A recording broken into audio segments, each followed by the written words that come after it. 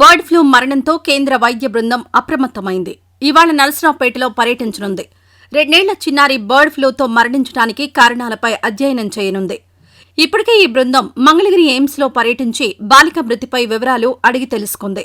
నరసరావుపేటలో bird ఫ్లూతో 2 ఏళ్ల బాలిక మృతి చెందడం రాష్ట్రవ్యాప్తంగా చర్చగా మారింది.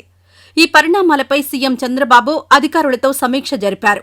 బాలిక కుటుంబ సభ్యులు, ఇరుగు పొరుగు వారి ఆరోగ్య పరిస్థితిపై సర్వే చేస్తున్నట్లు ఆరోగ్య శాఖ అధికారులు సీఎంకు తెలిపారు.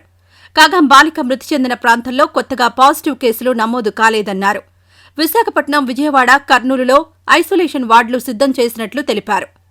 మరోవైపు కాకినాడ జిల్లా పిఠాపురం ఫారాల్లోని కోళ్లు బర్డ్ ఫ్లూ వైరస్ వల్లే చనిపోయినట్లు నిర్ధారణ అయింది. ఈ మేరకు కేంద్ర ప్రభుత్వం రాష్ట్రానికి తెలిపింది. చనిపోయిన ఫారాల నుంచి కిలోమీటర్ల వరకు ఇన్ఫెక్టెడ్ జోన్గా, 10 కిలోమీటర్ల పరిధిని సర్వేలెన్స్ జోన్గా ప్రకటించింది.